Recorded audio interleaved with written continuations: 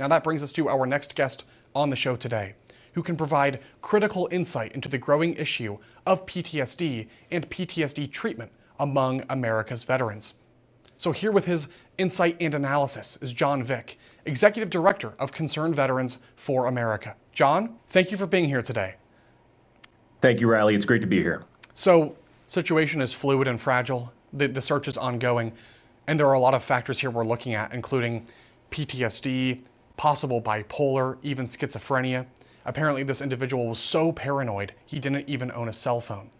But I want to set all of that aside and just focus on the PTSD and your thoughts about that, because it's a growing issue in America, and from what we've talked about on the show before, you and I, it seems that we're not doing the best job in terms of treating PTSD. So what are your thoughts about the situation, John? Yeah, well, clearly this is an unmitigated tragedy for everybody involved. And one of the most disturbing things that I've heard coming out of this is that apparently this individual didn't have timely access to mental health care through the VA. Something that's very near and dear to my heart. A lot of veterans struggle with mental health. And it's not just PTSD. Also, you have things like military sexual trauma. You have all of the stressors that go into not just going to war, but the toll that takes on people's families. And a lot of time, things are cumulative, right? And ultimately, where we get is the distance between a mental health crisis and mental health treatment. This is one of the reasons why Concerned Veterans for America believes so strongly in things like access to community mental health care. When somebody reaches the point in their life where they're even willing to get help, whether that's through a family intervention or they reach the bottom of the barrel, right?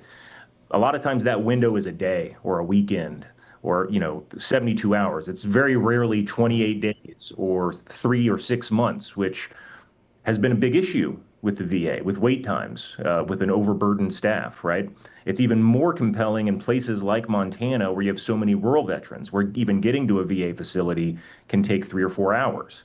And that's the really troubling thing for me is if any individual decides that they want to get help and they have the support of their family to go and get help, and then they reach a brick wall, that should never be the case. This is why we fight for things like just top of my head, the Veterans Access Act is a piece of legislation. It's currently running through the Senate, right? And there's a pilot program in this that says if you're a veteran, if you need mental health care, or you're dealing with substance abuse, it doesn't matter if it's the VA facility or if it's a minute clinic, right? Wherever you can get help, you should be able to go there when you need it, access that care. Agreed. So what I hear is you're saying treating things like PTSD quickly is extremely important for mitigating problems that could arise down the line. That's right? Absolutely. Yeah. I mean, this is obviously a very extreme case. I mean, Yes. looking back, I think it was from 2017 to 2018, 1 year, there were 19 veteran suicides on VA campuses, on VA healthcare facilities. 7 of those were sitting in parking lots. And that is really directly tied to not getting access to care when somebody's already at the end of their rope. A lot of times, and it's not just veterans, it's anybody. When you reach the point where you're like, I really need to get professional help for what's going on in my life, it is very often you're already at rope's end by the time you're willing to do that. And then going and asking for help and then being told we can see you in 3 months or 1 month even. I mean, that can be devastating, and the tragedy is obviously not always just personal for an individual. It can result in something like this as well. Okay. I do have a couple follow-up questions, but I've been thinking about this and I want to pivot just slightly for a moment here, because this is somebody who served in the U.S. Army for 4 years and then later the Montana National Guard. And I can't help but wonder, you listen to the statements that are made by his family and the media, talking about his extreme paranoia, his night terrors, even his delusions, being so paranoid he didn't own a cell phone. I have to wonder how long this really goes back, the mental health issues, and whether or not there's questions to be asked about if there were any red flags while he was serving the country. I believe he did serve in Iraq as well, if what's being reported is true. So I do want to ask you about the mental health screening process for people who were active duty and serving their country. What can you tell us about that, John? Active duty, or I'm still in the reserves, going on 22 years now. And I can tell you the first time I went to Iraq was 2005, and the most recent time I deployed was 2021. Wow. It's gotten noticeably better on the active duty side in terms of screening for this stuff. And Okay. 20 years of endless war will certainly do that, right? Uh, but that has not always been the case, and there's not standardization, as far as I can tell, across the services, especially when you're talking about going from, your standard active duty Army or Marine Corps to, individual National Guard units. Hmm. Hard to say what the screening process always is. But the screening process is absolutely critical because, kind of like what I mentioned before, it's rarely one stressor that Hmm. drives somebody, off a cliff. It's usually a combination of things.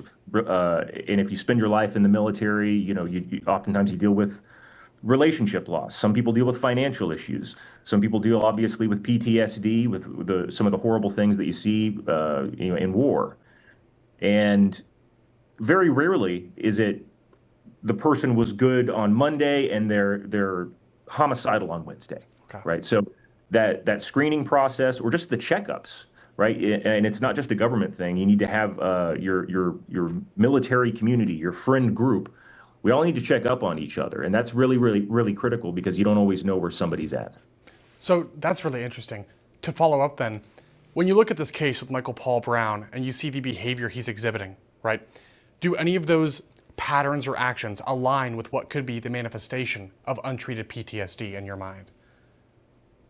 Oh, absolutely. Yeah. I mean, and here's the thing too, it hits everybody differently. This is one of the things that I've talked about at length with groups and just with my friends as well. Um, Nobody really knows how it's going to impact you, and that calculus is totally separate from things like courage under fire or bravery, or right. I mean, you'll have people that'll perform in the field exactly the same way. Some of them are fine 5 years later. Some of them they just progressively decline. It just has to do with neurochemistry that we don't even fully understand yet. To Okay. your point, why screening is so important, even years after the fact. It might have been 10, 12 years since somebody ever heard a shot fired in anger, and it is just now getting to them, or maybe they have some other unrelated life event unrelated to the military that flips a switch. So mental health checkups are important. And actually, just looking right at Montana, I gave you the example earlier with rural vets. Sometimes they're hours away from a VA facility. At the end of the day, most of this stuff is optional. It's voluntary. And Really? if you're providing obstacles for somebody to get those checkups, to have that mental health screen while they're getting their blood work done, while all this other stuff, if you make that an onerous process, people only go to the doctor when they're really, really sick. And this is a very extreme example, but certainly an example of what happens when you don't get checked up on. It is, but it makes sense, and it's the PTSD theme overall is it's so common in America. It's really sad. I would like to see us do a lot more for our veterans, and even people who aren't veterans who are struggling with PTSD. Many people can suffer from PTSD for various reasons, as you just outlined. So that brings Yeah. us in the final minute we have left to your organization, Concerned Veterans for America. If people want to learn more about what you're doing and how they can get involved, where should they go, John?